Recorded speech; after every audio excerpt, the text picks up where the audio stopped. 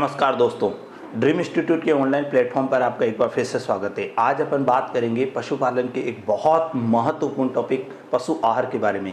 यहाँ से हर एग्जाम में प्रश्न पूछे जाते हैं। ये अपने आप में एक बहुत इम्पोर्टेंट एक चैप्टर है। अगर बात करते हैं अपन पशुधन सहायक भर्ती, पशुधन परिचर है, AAO है, एग्रीकल्चर सुपरवाइजर है, 11 12, तो इनके लिए एक आहार वाला जो टॉपिक है यहाँ से हर बार एग्जाम में प्रश्न आते हैं। और अगर जैसे ज़्यादा डिटेल में अगर अपन बात करते हैं तो ये 11th क्लास है, तो 11th क्लास का एक टॉपिक है एग्रीकल्चर के अंदर नॉर्मल पशु आहार ही एक टॉपिक है, जिसके अंदर आपको कई प्रकार की टर्मिनोलॉजी सिखाई जाती है साइलेज कैसे बनाया जाता है, पशुओं को कब कितना चारा देना है, उन सब चीज़ों के बारे में आज अपन बात करेंगे। तो स्टार्ट करते हैं अपन पशु आवास वाला चैप्टर। आप इसको थोड़ा ध्यान से देखना। पशु आहार वाला अपना चैप्टर है, ये अपन सब पहले पार्ट 1 पढ़ेंगे।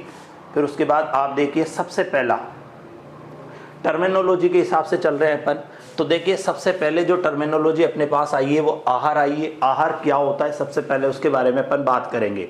तो देखो, पशु के द्वारा या पशु को जो भी आप खाद्य पदार्थ के रूप में दे रहे हो, जो भी खाने के लिए आप जो भी उसको पदार्थ दे रहे हो, चाहे आप चारा दे रहे हो, चाहे आप लिक्विड में कोई चीज दे रहे हो, जो भी आप उसको खाद्य पदार्थ के रूप में पेट भरने के लिए जो आहार दे रहे हो, वो सारा का सारा खाना दे रहे हो, वो आहार कहलाएगा। देखो, पशु को पेट भरने के लिए जो भी खाद्य पदार्थ दिया जाता है, पदार्थ खिलाया जाता है, वो क्या कहलाता है? आहार कहलाता है। खाद्य पदार्थ के रूप में आप कुछ भी खिला सकते हो, चाहे उनको दाना खिला रहे हो, आप हरा चारा खिला रहे हो, सूखा चारा खिला रहे हो, तो ये सारी की सारी जो चीजें होगी वो क्या कहलाएगी? आहार कहलाएगी। उसके बाद अपन बात करते हैं राशन वाली परिभाषा में आ जाइए। आहार हो चुका है, राशन वाली में आ जाइए। राशन वाली में होता है पशु को 24 घंटे यानी एक दिन में खिलाया गया आहार राशन कहलाता है। 24 घंटे के अंदर, 24 घंटे में आपने क्या क्या खिलाया? चारा खिलाया हो, दाना आपने खिलाया हो, तो ये जितनी भी चीजें आप खिलाओगे सारा का सारा क्या कहलाएगी? राशन कहलाएगी। तो यानी कि पशु को 24 घंटे में जो आप चीजें खिलाओगे वो सारी की सारी क्या कहलाएगी? राशन कहलाएगी। उसके बाद अगला आता है खुराक। पशु के द्वारा एक बार में खाया गया आहार। पशु के द्वारा एक बार में आपने उसको माना 10 किलो चारा खिलाया, 5 किलो हरा चारा खिलाया, 1 किलो दाना खिलाया, जो भी आपने उसे एक बार में खिलाया है वो एक बार में खिलाया गया आहार क्या कहलाता है? खुराक कहलाता है। तो ये चीज आपको याद रखनी है तीनों परिभाषाओं में। पेट भरने के लिए जो आपने खाद्य पदार्थ खिलाया था वो आहार खिलाया था। 24 घंटे के अंदर जो आपने खिलाया यानी एक दिन के अंदर जो भी आपने पशु को खिलाया वो सारा क्या खिलाया? राशन खिलाया। खुराक, पशु के द्वारा एक बार में जो भी खाया गया, चाहे कितना हरा चारा खाया गया, कितना दाना खाया गया, ये सारी की सारी चीजें जो भी खाई गई हो वो क्या कहलाती है? खुराक कहलाती है। तो ये तीनों परिभाषाएं आपको अच्छे से याद रखनी है। उसके बाद आगे चलते हैं अपन।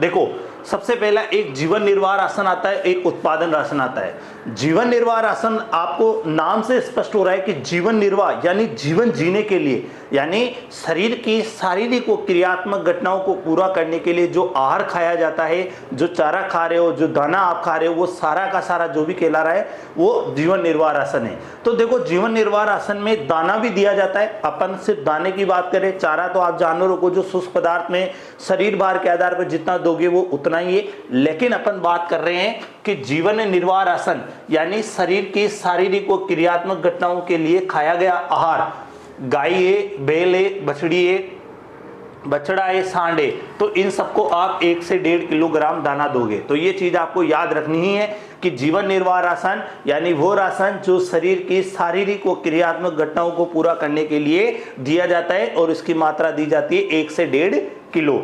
उसके बाद आ जाइए उत्पादन राशन में। देखो, उत्पादन राशन से हर बार एग्जाम में प्रश्न पूछे जाते हैं। तो उत्पादन राशन को आप देखना, जीवन निर्वाह के अतिरिक्त उत्पादन के लिए दिया जाने वाला आहार, जैसे दूध उत्पादन के लिए, मांस उत्पादन के लिए, अंडा उत्पादन के लिए, ऊन उत्पादन के लिए आदि के लिए जो भी आप दे रहे हो, चाहे आप दूध उत्पादन के लिए दे रहे हो, मांस उत्पादन के लिए दे रहे हो, अंडा उत्पादन के लिए दे रहे हो, ऊन उत्पादन के दे रहे, बेलों को आप अलग से उत्पादन के लिए राशन दे रहे हो, तो ये जितना भी राशन दिया जाता है उत्पादन, लेकिन उत्पादन जो राशन दिया जाता है वो दिया जाता है जीवन निर्वाह के अतिरिक्त। जीवन निर्वाह के अतिरिक्त। जीवन निर्वाह राशन क्या हुआ था, मैंने आपको पहले बताया। तो उत्पादन राशन जो भी देना है वो जीवन निर्वाह के अतिरिक्त देना है। आपको दूध उत्पादन के लिए कितना दोगे, उन सब चीजों के बारे में अपन बात करेंगे। सिर्फ ये परिभाषा याद रखनी है आपको कि जीवन निर्वाह के अतिरिक्त जो भी राशन दिया जाता है वो उत्पादन राशन कहलाता है। उसके बाद नेक्स्ट देखिए आप, ये देखिए उत्पादन राशन। अब सबसे पहले अपन बात करते हैं दूध उत्पादन में। अब देखो, अगर अपन जानवरों का बात करते हैं कि जानवरों के महत्व के बारे में अगर अपन बात करते हैं तो देखो, भेड़ को ऊन और मांस के लिए पाला जाता है, बकरी को अपन दूध के लिए भी पालते हैं, मांस के लिए भी पालते हैं, लेकिन ऊन के लिए नहीं पालते। अभी गाय है तो गाय को आप बोझा ढोने के लिए पालते हो और दूध के लिए पालते हो। भैंस है तो भैंस को आप बोझा ढोने के लिए नहीं पालते, सिर्फ अपन मांस उत्पादन के लिए और दूध उत्पादन के लिए ही भैंसों को पाला जाता है। तो ये चीज आपको याद रखनी है। तो अपन पढ़ रहे हैं उत्पादन राशन, तो गाय में भैंस और बकरी, ये तीन ही जानवर अपने पास ऐसे हैं जो मुख्यतः दूध उत्पादन के लिए पाले जा सकते हैं। वैसे तो अगर अपन बात करते हैं तो कुछ भेड़ें, जैसे सोनाड़ी भेड़ आपने नाम सुना होगा, उदयपुर के सीमावर्ती क्षेत्रों में मिलती है, जिसके नॉर्मली जब वो चरती है तो जमीन पर उसके मतलब जमीन जो होती है उस पर उसके कान टच होते हैं। एक त्रिकाजी नस्ल थी भेड़ की जो दूध राजस्थान में दूध उत्पादन के लिए अच्छी थी। तो ऐसी कई सारी नस्लें हो सकती है, लेकिन उनका ज्यादा दूध उत्पादन में योगदान है नहीं, और ज्यादा उनको अपन दूध उत्पादन के लिए प्राथमिकता देते नहीं है। सिर्फ दूध उत्पादन के लिए जो प्राथमिकता देते हैं वो गाय को, भैंस को और अपन बकरी को ही देते हैं। तो अब अपन बात करते हैं 1 किलो दाने के आधार पर कि आप 1 किलो दाना दोगे, किसको कितने दूध उत्पादन पर दोगे। तो गाय को आप 3 किलो दूध उत्पादन पर दोगे। अगर आपकी गाय 3 किलो दूध दे रही है तो आप उसे 1 किलो दाना दोगे। भैंस अगर 2.5 किलो दूध उत्पादन कर रही है तो आप उसे 1 किलो दाना दोगे, और बकरी को दोगे आप 3 किलो दूध उत्पादन पर 1 किलो दाना दोगे। तो इस चीज का आपको याद रखना है कि नॉर्मली अगर आपसे पूछा जाता है कि गाय को 1 किलो दाना कितने दूध उत्पादन पर दिया जाता है, तो गाय को 1 किलो दाना 3 किलो दूध उत्पादन पर दिया जाता है। भैंस को 1 किलो दाना कितने दूध उत्पादन पर दिया जाता है, तो 2.5 किलो पर दिया जाता है। बकरी को 1 किलो दाना कितने दूध उत्पादन पर दिया जाता है, तो 3 किलो पर दिया जाता है। लेकिन अब कभी कभी बकरी का तो थोड़ा सा ऐसे भी पूछ लेते हैं कि बकरी को 1 किलो दूध उत्पादन पर कितना दाना दोगे, तो आपको अपने आप निकालना आ जाएगा। 300 ग्राम दाना देंगे, लगभग 300 ग्राम के आसपास आप उसको दाना दोगे। 300 से 350 ग्राम के आसपास आप उसे दाना दोगे। तो ये चीज भी आपको याद रखनी है। तो इनमें तो आपको ज्यादा रखने वाली बात नहीं कि 1 किलो अगर आप दाना दोगे तो गाय को कितने दूध उत्पादन पर दोगे, भैंस को कितने दूध पर दोगे, बकरी को कितने दूध पर दोगे, ये चीज आपको याद रखनी है। उसके बाद आगे आ जाइए। अब देखो, वो तो बात थी कि सामान्य जानवर आपका 5 लीटर दूध दे रहा है, 6 लीटर दूध दे रहा है, तो आप उसका अंदाजा लगा लोगे। जैसे मान लो कोई भैंस 6 लीटर दूध दे रही है, तो आप उसको लगभग कितना दाना दोगे। तो आपको पता है कि भैंस को 2.5 किलो पर देंगे 1 किलो दाना, 5 पे देंगे 2 किलो, तो 6 आ रहा है, तो लगभग 2 से 2.5 किलो के आसपास आप बीच में, ऐसा कोई पर्टिकुलर कोई ग्राम में भी नहीं मापना है अपन को कि 2 किलो और 10 ग्राम हुआ, 2 किलो 25 ग्राम हुआ, ऐसा कोई पर्टिकुलर नहीं है, लेकिन 2 से 2.5 के बीच में आप वहां पे दोगे।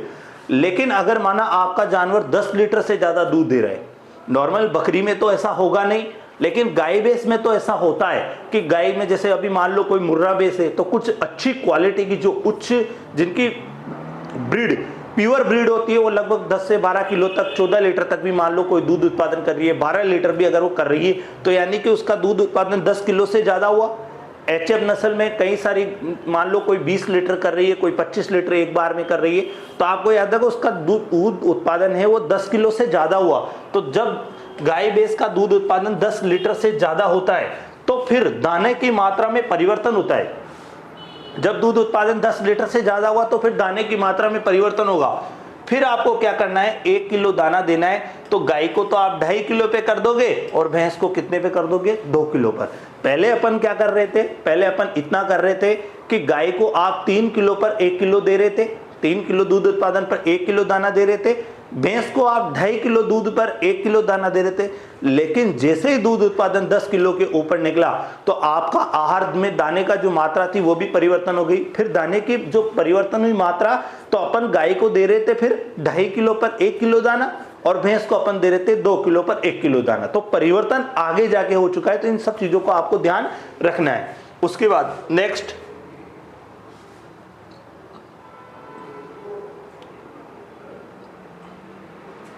कार्य करने वाले बैलों को, जो बेल कार्य करते हैं उन बेलों के लिए क्या क्या आहार होना चाहिए, इन सब चीजों के बारे में आपको याद होना चाहिए। देखो 3 काम है, एक हल्का काम वाला, एक मध्यम काम वाला और एक कठिन काम वाला। 3 प्रकार के बेल आपने पाल रखे हैं, एक हल्का काम वाला पाल रखा है, एक मध्यम काम वाला और थोड़ा सा आप उसे कठिन परिश्रम करवा रहे हो। तो देखो जो हल्का कार्य करेगा वो 1 से 1.5 किलोग्राम दाना दोगे उसे, प्रतिदिन के हिसाब से बता रहा है, इसमें ना तो कोई वजन है ना कुछ भी, सिर्फ लगता है कि भाई ये हल्का सा काम कर रहा है तो उसको आप 1 से 1.5 किलोग्राम दोगे। मध्यम कार्य कर रहा है, मीडियम वाला काम कर रहा है तो आप उसे 2 से 2.5 किलोग्राम दोगे। जब वो कठिन काम कर रहा है तो आप उसे 3 से 4 किलोग्राम दाना दोगे। तो ये तीनों चीजें आपको याद होना चाहिए कि बेलों का जब आप आहार रखोगे तो हल्का काम करने वाले को 1 से 1.5 किलोग्राम दोगे, थोड़ा मध्यम काम करता है तो उसे 2 से 2.5 किलोग्राम दोगे, और जब वो कठिन काम करता है तो आप उसे 3 से 4 किलोग्राम दाना दोगे। तो ये चीज आपको याद रखनी है। उसके बाद आगे देखिए, मांस उत्पादन के लिए मैंने आपको बताया था कि अंडा उत्पादन के लिए, मांस उत्पादन के लिए, दूध उत्पादन के लिए, कठिन कार्य, हल्का कार्य, इनके सब के बारे में अपन बात करेंगे। तो सबसे पहले मांस उत्पादन के लिए, यानी कि मांस उत्पादन, अब देखो ना तो आप गाय को मांस के लिए पाल रहे हो, भैंस को आप चमड़े के लिए पाल रहे थे। भैंस को किसके लिए पाल रहे थे अपन? चमड़े के लिए। लेकिन भैंस को मोटा करने की आवश्यकता नहीं थी, जब वो दूध उत्पादन नहीं कर रही है तब आप उसे बेचते हो। पहले अपन बेचते नहीं है उसको, मान लो पहले तो अपन उसका पूरा दूध प्रोडक्शन जब तक वो अच्छा करते तब तक रखते हैं, बाद में आप उसे मांस के लिए बेचते हो। लेकिन पर्टिकुलर जो मांस वाले जो जानवर है, जैसे सुअर का मांस भी प्रयोग किया जाता है, नॉर्मल भेड़ का मांस भी प्रयोग किया जाता है, और बकरे का, जो अपने पालतू जानवर इन तीनों में किया जाता है। तो अगर मान लो इनके मांस उत्पादन के लिए कर रहे हो तो इनको मोटा भी करना पड़ेगा आपको। जैसे मांस उत्पादन के लिए अगर आप इनको पाल रहे हो तो आपको इनको प्रतिदिन दाना भी देना पड़ेगा ताकि ये मोटा हो जाए। पहली बात तो ये होता है कि जब इनको मांस के लिए प्रयोग किया जाता है तो इन पशुओं का बध्याकरण कर दिया जाता है, क्योंकि जब इनका बध्याकरण होता है तो इनको प्रजनन के लिए यूज नहीं करता, सिर्फ मांस के लिए ही प्रयोग करना होता है, तो इनको फिर अलग से आहार देना स्टार्ट कर देता है। अब जैसे मान लो अपने पास सुअर है, भेड़ है और बकरा है, 3 पशु है अपने पास जो मांस के लिए उत्पादन में अपन प्रयोग कर रहे हैं और इनको मोटा करना है। तो सबसे पहले बात आती है सुअर की। तो सुअर को मोटा करने के लिए अपन 3 से 3.5 किलोग्राम दाना देंगे प्रतिदिन। कितना देंगे? लगभग 3 से 3.5 किलोग्राम दाना दोगे। सुअर को ज्यादा मात्रा में आवश्यकता होती है। फिर उसके बाद आप आ जाओ भेड़ के अंदर, तो भेड़ को लगभग अपन 200 से 250 ग्राम दाना देंगे उसको प्रतिदिन, 200 से 250 के आसपास। और जब बकरे आ जाएगा तो बकरे को मोटा करने के लिए अपन 300 से 350 ग्राम दाना प्रतिदिन देंगे। तो देखो सबसे पहले सुअर आ गया। सुअर को आप प्रतिदिन 3 किलो से लेकर 3.5 किलोग्राम प्रति दे रहे हो। भेड़ को आप 200 से 250 ग्राम प्रतिदिन दे रहे हो, और बकरे को मोटा करने के लिए आप 350 ग्राम दाना प्रतिदिन कर रहे हो। तो ये चीजें भी आपको याद रखनी है कि मांस उत्पादन जैसे आप उनको मोटा कर रहे हो तो आपको कितना आहार चाहिए, ये चीज आपको याद होनी चाहिए।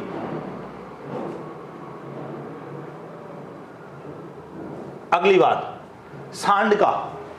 अब देखो 2 चीजें, एक तो सांड आपके पास है, आप उसे प्रजनन के लिए प्रयोग नहीं कर रहे। एक आपके पास सांड है लेकिन आप उसको प्रजनन के लिए भी प्रयोग कर रहे हो। तो देखो जो सांड प्रजनन के लिए प्रयोग नहीं हो रहा होता है, तो जो सांड आपने पाल रखा है उसको संतुलित आहार में 1 किलोग्राम दाना प्रतिदिन देना है। जब आप उसे, आपने सांड पाल रखा है प्रजनन के लिए, लेकिन आप उसे प्रजनन में प्रयोग नहीं कर रहे हो, प्रजनन में अगर आप उसे प्रयोग कर रहे हो तो फिर आप उसको 1 से 2 किलोग्राम दाना प्रतिदिन दोगे, और अगर प्रजनन के लिए प्रयोग नहीं कर रहे हो तो आप उसे 1 किलो दाना प्रतिदिन दोगे। ये चीज आपको याद रखनी है। बिना प्रजनन आप 1 किलो दाना प्रतिदिन दोगे, और प्रजनन के लिए अगर आप सांड का प्रयोग कर रहे हो तो उसे 1 से 2 किलोग्राम दाना प्रतिदिन दोगे। तो यही चीज यहां लिखी हुई है कि सांड को संतुलित आहार में 1 किलो दाना दिया जाता है, और प्रजनन वाले सांड को 1 से 2 किलोग्राम दाना दिया जाता है। जो प्रजनन के काम ले रहे हो तो उसको 1 से 2 किलोग्राम दाना देना पड़ेगा। उसके बाद नेक्स्ट देखिए आप,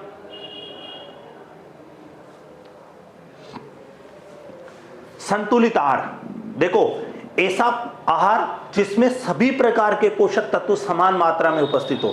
जैसे मान लो मैं दूध उत्पादन वाले जानवरों को दे रहा हूं, जैसे गाय भैंस को जो दूध उत्पादन करते हैं उनको आहार दे रहा हूं, तो देखो ऐसा आहार मेरे को देना है जिसमें कैल्शियम फास्फोरस भी हो, कैल्शियम फास्फोरस भी हो, और भी जितने भी न्यूट्रिशन हो, सारे के सारे पोषक तत्व, प्रोटीन हो, कार्बोहाइड्रेट्स हो, विटामिन हो, सारे ऐसा पोषक तत्व आपको देना है जिसमें सभी प्रकार के पोषक तत्व उपस्थित हो, वो आहार कहलाता है संतुलित आहार। ऐसा आहार जिसमें सभी प्रकार के पोषक तत्व उपस्थित होते हैं वो संतुलित आहार कहलाता है। ये चीज आपको याद रखनी है कि ऐसा आहार जिसमें सभी प्रकार के पोषक तत्व समान मात्रा में उपस्थित होते हैं वो संतुलित आहार कहलाता है। स्टेमिंग अप राशन, देखो स्टेमिंग अप राशन क्या होता है? वो राशन जो पशु को गर्भावस्था में दिया जाता है, यानी कि जब पशु गर्भवती हो जाता है तो गर्भावस्था में राशन दिया जाता है। और ये राशन जब पशु 5 से 6 माह का, मुख्यतः मैं गाय भैंस की बात कर रहा हूँ, गाय भैंसों में मोस्टली ये दिया जाता है। तो जब गाय भैंस 5 से 6 माह की गर्भावस्था में होते हैं तो उस समय इन राशन को स्टार्ट कर दिया जाता है। तो देखिए गर्भावस्था में पशु को दिया जाने वाला आहार, वो राशन 5 से 6 माह में दिया जाता है और गर्भवती होने पर शुरू कर दिया जाता है। देखो जब 5 से 6 माह का वो गर्भवती हो गया तब आप इसे शुरू कर सकते हो। और एक चीज इसके अंदर ये भी याद रखनी है कि जब गर्भावस्था जब आप राशन दे रहे हो तो उस राशन को प्रसव के 15 दिन पूर्व आपको बंद करना है। कौन से माह में कितना राशन देना है ये चीज आपको याद रखनी है। लगभग 5 से 6 यानी 6 माह मान लो, 6 माह पर शुरू करोगे तो जब 6 माह का हो जाएगा तब आप उसे 1 किलो दोगे। 7 माह का गर्भवती होगा तो 1 से 1.5 किलोग्राम दोगे। जब वो 8 माह का हो जाएगा तो 2 किलोग्राम दोगे और 9 माह का हो जाएगा तो 2 से 3। देखो 6 माह पर होगा, जब वो पशु 6 माह का गर्भवती हो जाता है तो 1 किलो दोगे। जब वो 7 माह का हो जाता है तो उसको 1.5 किलोग्राम दोगे। जब वो 8 माह का हो जाता है तो उसे कितना दोगे? 2 किलो दोगे। और जब वो 9 माह का हो जाता है तो उसे 2 से 3 किलोग्राम दाना दिया जाता है। तो इस चीज को याद रखना है। 6 पे 1 किलो देना है, 7 पे 1 से 1.5 किलोग्राम देना है, 8 पे 2 किलो देना है और 9 पे 2 से 3 किलोग्राम देना है। नॉट ये चीज हमेशा याद रखना है बेटा कि प्रसव के 15 दिन पूर्व, प्रसव के 15 दिन पूर्व ये दाना बंद कर देना है, क्योंकि उस समय मादा पशु को काल्विंग बॉक्स में स्थानांतरित किया जाता है। जब मैं आपको पशु आवास पढ़ाऊंगा तो पशु आवास में अपन बात करेंगे काल्विंग बॉक्स की लंबाई क्या होती है, चौड़ाई क्या होती है, वो भी प्रश्न आता है। तो वहां पे काल्विंग बॉक्स में इसको शिफ्ट कर दिया जाता है और प्रसव के 15 दिन पूर्व दाना बिल्कुल क्या कर दिया जाता है? बंद कर दिया जाता है। ये चीज आपको याद रखनी है। उसके बाद आगे देखिए फेरोविंग राशन, सबसे पहला आता है फेरोविंग राशन। तो फेरोविंग राशन के बारे में देखिए आप, फेरोविंग राशन क्या होता है? फेरोविंग राशन होता है सूअरों को दिया जाता है। देखो सूअर की प्रसव क्रिया को फेरोविंग कहा जाता है। सूअर का जो गर्भकाल होता है लगभग 114 दिन के आसपास होता है। सूअर आपके सिलेबस में होता नहीं है, लेकिन एग्जाम में कई बार सूअर के कुछ इंपॉर्टेंट जो प्रश्न होते हैं वो पूछे जाते हैं। जैसे सूअर का मांस पूछा जाता है तो सूअर का जो मांस होता है वो पोरक कहलाता है। सूअर का नमकीनी मांस बेकन कहलाता है। गर्भकाल मैंने आपको बताया अभी 114 दिन होता है। प्रसव क्रिया उसकी फेरोविंग कहलाती है। नवजात बच्चा उसका पिगलेट कहलाता है। राजस्थान में सूअर का जो प्रजनन फार्म है वो अलवर में है। और एक बार एग्जाम में पूछा गया था AAO में कि केंद्रीय सूअर अनुसंधान संस्थान कहाँ है, तो ये गुवाहाटी असम में। तो यानी सूअर अपने सिलेबस में नहीं है, लेकिन सूअर के कुछ जो इंपॉर्टेंट है वो प्रश्न पूछे जाते हैं। जैसे चिन्हितीकरण की वी आकार की ईयर नोचिंग विधि आपने पढ़ी होगी, वो भी सूअर से पूछी जाती है। तो ये चीज आपको याद रखना है।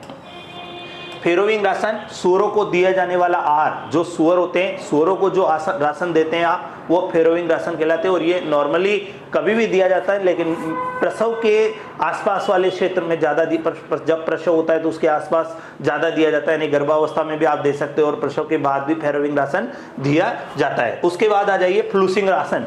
भेड़ को प्रजनन काल में दिया जाने वाला जो राशन होता है वो कहलाता है फ्लूसिंग अप, और इसकी मात्रा लगभग रखते हैं 200 से 300 ग्राम। जब प्रजनन काल में जब भेड़ आती है तो उस समय ये राशन दिया जाता है और इसकी मात्रा लगभग 200 से 300 ग्राम रखी जाती है।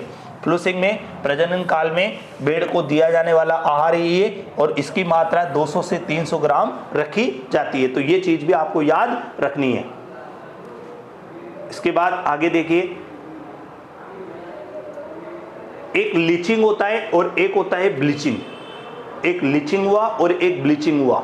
लीचिंग वर्षा के कारण पोषक तत्वों की हानि होना, अगर वर्षा के द्वारा यानी बरसात के पानी के द्वारा अगर पोषक तत्वों की हानि हो रही है तो वो लीचिंग कहलाता है। लेकिन अगर सूर्य के प्रकाश के कारण यानी प्रकाश जो है उसके कारण अगर पोषक तत्वों की हानि हो रही है तो वो क्रिया कहलाती है ब्लीचिंग। ये चीज आपको याद रखनी है कि अगर लीचिंग पूछे तो वर्षा के कारण अगर पोषक तत्वों की हानि हो रही है तो वो लीचिंग कहलाती है, और ब्लीचिंग कहलाती है कि सूर्य के प्रकाश के कारण अगर पोषक तत्वों की हानि हो रही है तो वो ब्लीचिंग कहलाती है। वर्षा के कारण पोषक तत्वों की हानि होना और सूर्य के प्रकाश के कारण पोषक तत्वों की हानि होना, तो ये दोनों चीजें याद रखनी है। अगला देखिए, एक होता है साइलो, एक साइलोइंग और एक होता है सोइलेज। तो देखो तीनों चीजों में एक साइलो होगा, एक साइलेज हो गया और एक हो गया सोइलेज। साइलो कहलाता है कि जिस स्थान पर साइलेज बनाया जाता है। अब साइलेज क्या होता है? साइलेज को दूधी अवस्था यानी कि देखो मक्का, ज्वार, बाजरा का साइलेज बनाया जाता है। साइलेज एक चारे के परिरक्षण की विधि है जो अपन अभी आगे पढ़ेंगे। चारे को परिरक्षण करने की विधि है। इसमें क्या करते हैं कि फसल को जैसे मक्का, ज्वार, बाजरा है उसे दूधी अवस्था पर काट लेते हैं, काट कर उसे गड्ढे में दबा देते हैं और कुछ समय के बाद वो चारा तैयार हो जाता है। तो साइलेज वाली जगह पे जिस गड्ढे में साइलेज बनाया जाता है, जिस स्थान पर साइलेज बनाया जाता है उसे साइलो कहा जाता है, और साइलेज बनाने की जो क्रिया होती है उसे साइलोइंग कहा जाता है। तो ये दोनों चीजें आपको याद रखनी है। साइलो क्या होता है? जिस स्थान पर साइलेज बनाया जाता है वो साइलो कहलाता है, और साइलेज बनाने की जो क्रिया होती है वो साइलोइंग कहलाती है। अगला आ जाओ सोइलेज। जैसे कोई सी भी फसल हो उसे बिना पके काट कर पशुओं को खिलाना कहलाता है सोइलेज। जैसे मान लो आप बरसीम और रिचका काट कर जानवरों को डाल रहे हो तो वो पकी नहीं है, पकती तो फूल आते फिर आप उसे करते, वो बात अलग हो जाती, लेकिन बिना पके आपने फसल को काट कर और जानवरों को खिलाया तो वो क्रिया कहलाएगी सोइलेज। याद रखना, फसल को बिना पके काट कर पशुओं को खिलाना, देखो फसल को बिना पके काट कर खिलाना क्या कहलाता है? सोइलेज कहलाता है। साइलोइंग में पढ़ा साइलेज बनाने की क्रिया, और साइलो में पढ़ा जिस स्थान पर साइलेज बनाया जाता है उसे साइलो कहा जाता है। तो ये तीनों टर्मिनोलॉजी आपको याद रखनी है। उसके बाद आगे देखिए, प्रीहेंसिव अंग। प्रीहेंसिव अंग चारे को जमीन से उठाने वाले अंग, यानी पशु जमीन से चारे को कैसे उठाते हैं, ठाण में से चारे को कैसे उठा रहे हैं, मतलब जमीन से रखो या नॉर्मल नांद ठाण जो बोलते हैं जिसमें अपन पशु को चारा डालते हैं, तो वहां से चारे को किस अंग के द्वारा उठा रहे हैं वो प्रीहेंसिव अंग कहलाता है। गाय अलग द्वारा उठा रही है, देखो गाय और भैंस है ये जीभ के द्वारा उठा रही है, घोड़ा ये होठ और इंसाइजर दांतों के द्वारा उठा रही है, कुत्ता दांतों से फाड़ कर और जीभ की सहायता से दांतों से उसे फाड़ता है और जीभ के द्वारा उठाता है। सुअर है तो थूथन और स्नाउट के द्वारा, और भेड़ बकरी वो होठ है, ऊंट है उसमें होठों के द्वारा होता है। देखो ये चीज आपको याद रखनी पड़ेगी। कई बार एग्जाम में पूछा जाता है कि गाय का चारा ग्रहण करने का या प्रीहेंसिव अंग कौन सा है। अगर आपको चारा ग्रहण करने का अंग नहीं दे, वो डायरेक्ट आपसे बोलते कि निम्न में से गाय में प्रीहेंसिव अंग का काम करता है, तो आपको याद होना चाहिए जीभ करती है। फिर आपसे पूछा जाए घोड़े में कौन करता है, होठ इंसाइजर दांत करते हैं। कुत्ते में कौन करता है, दांतों से फाड़कर जीभ की सहायता से करता है। सुअर में कौन करता है, तूथन और स्नोट करता है। और भेड़ और बकरी वो ऊंट में कौन करते हैं, होठ करते हैं। बात करेंगे प्रीहेंसिव अंग के बाद पानी की मात्रा से संबंधित क्या क्या प्रश्न पूछे जाते हैं उनके बारे में अपन बात करेंगे। तो सबसे पहले अपने पास में ऑप्शन है पानी वाले। पशु शरीर में पानी की आवश्यकता पशु के शरीर भार, आहार और वातावरण पर निर्भर करती है। पहला पॉइंट है पानी की मात्रा शरीर भार पर, शरीर के शारीरिक भार पर हो गया, आहार वातावरण पर निर्भर करता है। देखो सबसे पहली बात यह कि अगर मान लो किसी जानवर का वजन 300 से 400 किलो है तो उसे पानी की मात्रा ज़्यादा चाहिए। एक को 200 से 100 से 200 किलो वजन है तो उसको पानी की मात्रा कम चाहिए। दूसरा है आहार, अगर आप उसे हरा चारा, रसीला चारा ज़्यादा दोगे तो पानी की मात्रा की आवश्यकता कम होगी। लेकिन अगर आप मान लो जैसे उसको सूखा चारा दे रहे हो तो उसको पानी की मात्रा की ज़्यादा आवश्यकता होगी, ठीक है ना। तो पानी की मात्रा की आवश्यकता जो निर्भर कर रही है वो आहार पर भी कर रही है। तीसरा आता है अपना वातावरण पे, तो वातावरण पे भी निर्भर कर रही है। जैसे मान लो सर्दी है तो सर्दी में पानी की कम आवश्यकता होती है, गर्मियों में ज़्यादा होती है। बरसात के समय मान लो नॉर्मली बीच मध्यम वाली रहती है, ज़्यादा आवश्यकता भी नहीं होती और कम भी नहीं हो सकती, मीडियम वाली होती है। तो ये चीज़ आपको याद रखनी है। तीन चीज़ें हो गई, शरीर भार पर, वातावरण पर और आहार पर। ये तीन सबसे ज्यादा इंपॉर्टेंट है जिन पे सबसे ज्यादा आहार डिपेंड करता है। उसके बाद आप देखिए शरीर में, पशु शरीर के अंदर पानी की मात्रा होती है 60%।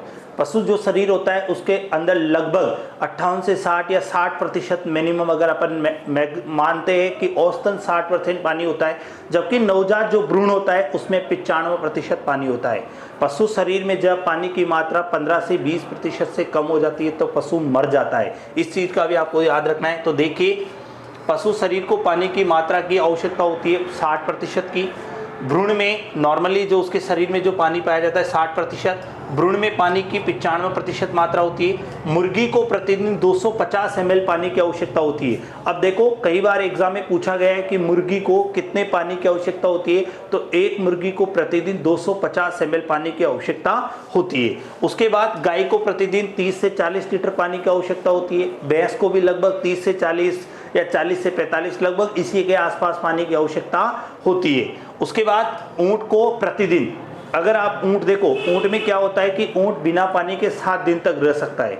ऊंट को आपने पढ़ा होगा कि ऊंट को रेगिस्तान का जहाज कहा जाता है, क्योंकि पहली चीज तो ये होती है कि ऊंट के पैर गुद्देदार होते हैं। दूसरा, ऊंट रेगिस्तान की परिस्थितियों के प्रति अनुकूल होता है, इसीलिए रेगिस्तान में आप देखा होगा राजस्थान में सबसे ज्यादा जो ऊंट पाए जाते हैं वो पश्चिम क्षेत्र में पाए जाते हैं। ऊंट 7 दिन तक बिना पानी के रहता है।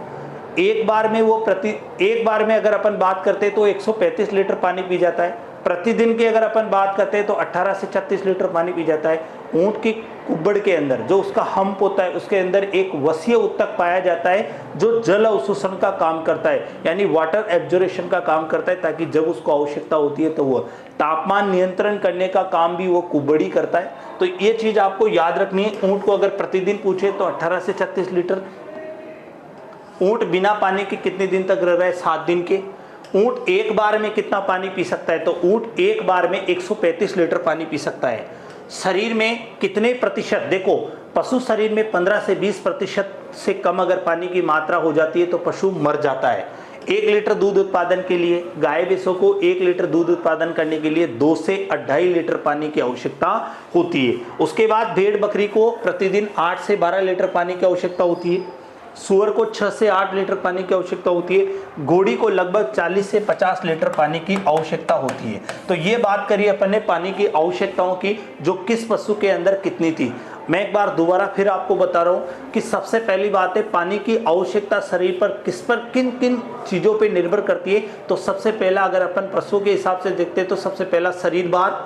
फिर अगर आहार में देखते हैं तो आहार भी डिपेंड है, अगर आप सूखा चारा हरा चारा खिला रहे हो तो वो भी डिपेंडेड है। एक वातावरण, सर्दी गर्मी बरसात, ये मौसम भी बहुत इंपॉर्टेंट है पानी की मात्रा पे। फिर उसके बाद अपन बात करते हैं तो पशु शरीर के अंदर पानी की मात्रा होती है 60%। जब पशु शरीर में 15 से 20% से कम पानी हो जाता है तो पशु मर जाता है।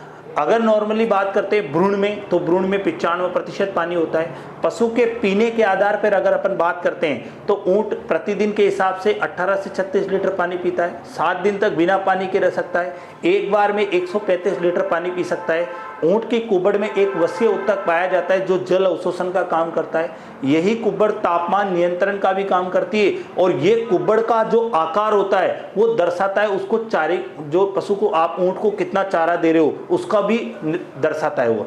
इसके बाद अपन बात करते हैं गाय में, तो गाय को 30 से 40 लीटर पानी की आवश्यकता होती है। तो भैंस को भी लगभग 30 से 40 या 40 से 45 के आसपास आवश्यकता होती है। भेड़ को बात करें अपन ने तो 8 से 10 लीटर पानी की आवश्यकता होती है। नॉर्मली अपन ने बात करी मुर्गियों की 250 ml पानी की आवश्यकता होती है। सूअर को 6 से 8 लीटर पानी की आवश्यकता होती है, और घोड़ी को 40 से 50 लीटर पानी की आवश्यकता होती है।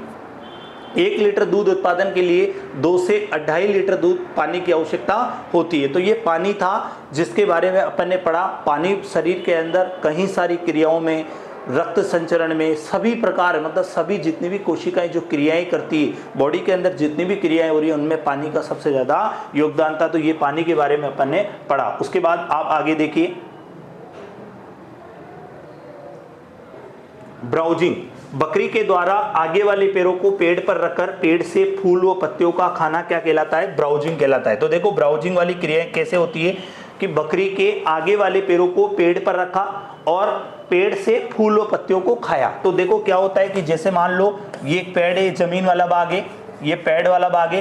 तो बकरी क्या करती है, पीछे वाले पैरों को तो यहाँ रखती है और आगे वाले पैरों को यहाँ पे रखकर और यहाँ से फूल और पत्तियों को तोड़ तोड़ कर खाती है। तो ये कहलाती है क्रिया ब्राउजिंग। इसमें आगे वाले पैरों को तो रखा पेड़ पे और पीछे वाले पैरों को रखा जमीन पर और फिर वहां से फूल और पत्तियां खाती है, जो नॉर्मली सिर्फ बकरियों में ही ब्राउजिंग की क्रिया होती है। ठीक है, याद रखना, भेड़ कभी भी ऐसा नहीं करती है, न गाय वैसे कभी ऐसा करते हैं। मुख्यतः अगर जो कभी पूछा जाता है तो बकरी के अंदर ही ब्राउजिंग की क्रिया पाई जाती है, जिसके अंदर अपन ने पढ़ा कि बकरी के द्वारा आगे वाले पैरों को पेड़ पर रखकर पेड़ से फूल व पत्तियों को खाना कहलाया ब्राउजिंग। उसके बाद आगे वाली क्रिया देखिए, देखो एक निबलिंग है, एक ब्रूसिंग है और एक ग्रेजिंग है। एक निबलिंग वाली क्रिया है, एक ब्रूसिंग वाली है और एक ग्रेजिंग वाली है। सबसे पहले बात करते हैं निबलिंग वाली की। बकरी के द्वारा जमीन से चारा खाने की क्रिया। बकरी को चारा रखा है आपने, वो जमीन से या घास को जमीन से खा रही है तो वो क्रिया निबलिंग कहलाएगी। बात करते हैं अगर जैसे मान लो उसकी जगह भेड़, गाय, भैंस, अगर ये तीनों जानवर अगर जमीन से चारा खा रहे हैं तो वो क्रिया कहलाएगी ग्रेजिंग कहलाएगी। और एक क्रिया होती है ब्रूसिंग। ब्रूसिंग में क्या करती है, बकरी डायरेक्ट पेड़ से फूल और पत्तियों को खा रही है, पेड़ से फूल और पत्तियों को चूट चूट कर खा रही है तो वो कहलाती है ब्रूसिंग, जिसे चुटाई भी कहा जाता है। तो निबलिंग देखिए, बकरी का जमीन से चारा खाने की क्रिया निबलिंग कहलाएगी। ब्रूसिंग है चुटाई, पेड़ से फूल और पत्तियों वो फलों को चूट चूट कर खाना, वो कहलाएगा ब्रूसिंग, चुटाई कहलाएगा। और ग्रेजिंग, भेड़ व गाय व भैंस का जमीन से चारा खाना, जो जमीन है वहां से नीचे से घास को खा रही है तो वो ग्रेजिंग कहलाती है। लेकिन देखो भेड़, गाय, भैंस ये सारे एक ही चारागाह में चल रहे हैं तो उस वाली क्रिया को बोला जाता है मिक्स ग्रेजिंग। क्या बोला जाता है, मिक्स ग्रेजिंग। वो आगे अपन पढ़ेंगे, अभी आगे आएगी, आगे वाली क्रिया आएगी मिक्स ग्रेजिंग आएगी। ये देखो, एक तो आती है सबसे पहले लूंग, और लूंग को देखिए, खेजड़ी की पत्तियों को छांग कर सुखाना। खेजड़ी की जो होती है तो खेजड़ी की जो वही खेजड़ी वाला वृक्ष है ये, जिसकी पूजा आप दशहरे पे करते हो। ठीक है, याद है, दशहरे पे खेजड़ी की पूजा करी जाती है। तो ये वही है जहाँ पे लूंग और लूंग, देखो इसको कहा जाता है, खेजड़ी की जो पत्तियां होती है उनको सुखाया जाता है और फिर जानवरों को खिलाने के लिए भी उसका प्रयोग करते हैं। तो खेजड़ी की इसको पत्तियों को सुखाना लूंग या लूंग कहलाता है। तो ये चीज भी आपको याद रखनी है, बहुत इंपॉर्टेंट है। कई बार एग्जाम में पूछी गई है लूंग और लूंग क्या होता है, तो ये याद रखना है। ये देखो, ये आ गया मिक्स ग्रेजिंग। मिक्स ग्रेजिंग होता है भेड़, गाय व भैंस सभी पशु जब एक साथ चारा में चारा चरते हैं। जैसे मान लो एक चारागाह है, चारागाह में भेड़, बकरियां, गाय, भैंस सारे जानवर एक साथ चारा चर रहे हैं तो वो बोला जाता है मिक्स ग्रेजिंग। क्या बोला जाता है, मिक्स ग्रेजिंग। जैसे आता है मिक्स कृषि भी बोलते हैं, मिक्स कृषि भी होती है, ऐसे मिक्स ग्रेजिंग यानी सारे जानवर एक साथ चल रहे हैं। एक देखो, एक जीरो ग्रेजिंग भी होता है। यहाँ पे मैं आपको एक बात बताना चाहता हूँ, एक जीरो ग्रेजिंग होता है, जीरो ग्रेजिंग। अब देखो जीरो ग्रेजिंग क्या होता है। जीरो ग्रेजिंग होता है कि जब चारागाह होता है तो चारागाह क्या होता है, चारागाह में ऐसी फसलें उगाई जाती है जहाँ पे 2-3 वर्ष तक चलती रहे वो फसलें, ऐसी फसलें उगाई जाती है। तो ऐसा कहा जाता है कि एक वर्ष में एक बार चारागाह में, जैसे मान लो 10 जानवरों को, 100 जानवरों को एक साथ छोड़ दिया जाता है चारागाह में। तो जानवर चरते रहते हैं, कोई थोड़ा सा ऊपर से खाता है, कोई जमीन से बिल्कुल टच करके खाता है, कोई थोड़ा, मतलब ऐसे चारा थोड़ा ऊपर नीचे होता है।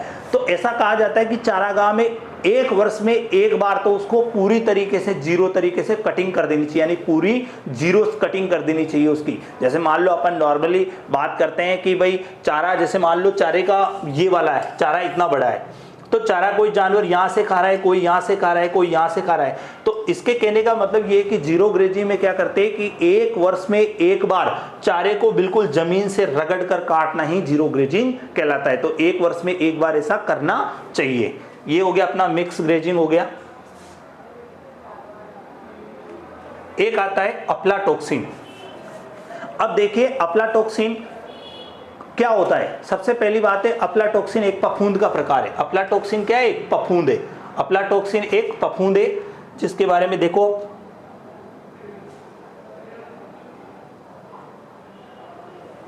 ये देखिए अफ्लाटॉक्सिन एक फफूंद है। ये देखो चारे के अंदर जब आप मान लो जैसे मूंगफली है, मूंगफली में भी पाया जाता है। नॉर्मल जो चारा होता है जो सड़ गल जाता है, जहाँ फफूंद आ जाती है, वहां पे अफ्लाटॉक्सिन पाया जाता है। तो ये एक फफूंद का प्रकार है। भंडारण के दौरान बनने वाला एक विसेला, जब भंडारण किया जाता है, चारे का भी भंडारण अपन करते हैं, तो वहाँ हवा जाती रहती है, तो वहाँ क्या होता है, नमी रहती है और हवा जाती है, तो वहाँ फफूंद लग जाती है। जैसे आपने देखा होगा, कभी अचार देखा हो, अचार के ऊपर जैसे डिब्बा आता है तो उसके ऊपर फफूंद आ जाती है। जैसे अचार है, अचार का परिरक्षण के लिए आप तेल काम में ले रहे हो, आप नॉर्मली जो भी आपके पास सोडियम बेंजोएट है वो काम में ले रहे हो, पोटेशियम मेटाबाइसल्फाइड काम में ले रहे हो, नमक काम में ले रहे हो, चीनी काम में ले रहे हो। लेकिन जब इन परिरक्षण पदार्थों की मात्रा कम होती है या परिरक्षण पदार्थ काम नहीं कर रहे होते हैं, जैसे अभी तेल, अचार है, केरी का अचार है, अचार में आपने तेल डाल रखा है, लेकिन अगर तेल के अंदर पूरी केरी अगर डूबी हुई नहीं है, तो जो केरी बाहर है उसके अंदर फफूंद आ जाती है, तो वो भी किसका प्रकार है, अफ्लाटॉक्सिन का प्रकार है। फिर उसके बाद बात करते हैं दूध में। तो दूध में पाया जाने वाला अफ्लाटॉक्सिन कौन सा है, M1। कौन सा अफ्लाटॉक्सिन पाया जाता है, M1 पाया जाता है। जबकि आहार के अंदर पाया जाता है B1, B2, G1 और G2। ये 5 प्रकार के अफ्लाटॉक्सिन होते हैं। उनमें से सबसे दूध में पाया जाता है M1, आहार में पाया जाता है B1, B2, G1 और G2। अब आहार में सबसे हानिकारक कौन सा होता है, तो आहार में जो सबसे हानिकारक होता है वो होता है B1। तो ये चीज आपको याद रखनी है। अफ्लाटॉक्सिन क्या था, ये एक फफूंद है जो कि भंडारण के दौरान बनने वाला एक विषैला तत्व है। उसके बाद अगर अपन बात करते हैं कि दूध में कौन सा, तो M1 आ जाएगा, आहार में कौन सा आ जाएगा, तो B1, B2, G1, G2 आ गया। और आहार में सबसे खतरनाक इनमें से कौन सा हो सकता है, तो वो कौन सा हो सकता है, B1, जो आपने पढ़ा। उसके बाद आप आगे चलिए,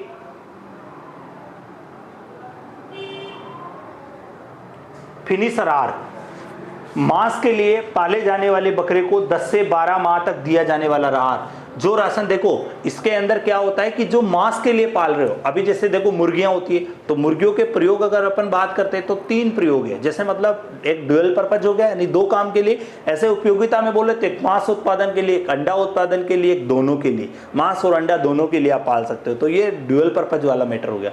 तो यहाँ पे अगर अपन बात करते हैं तो बकरे को मांस के लिए पाल रहे हो आप, एक तो बकरे को आप प्रजनन के लिए पाल सकते हो, एक आप मांस के लिए पाल रहे हो। तो जो बकरा मांस के लिए पाला जाता है उसे 10 से 12 माह तक जो राशन दिया जाता है वो राशन क्या कहलाता है, फिनिशर आहार। कौन सा आहार कहलाता है, फिनिशर आहार। तो देखो यहाँ पे मांस के लिए पाले जाने वाले बकरे को 10 से 12 माह तक दिया जाने वाला आहार क्या कहलाएगा, फिनिशर आहार कहलाएगा।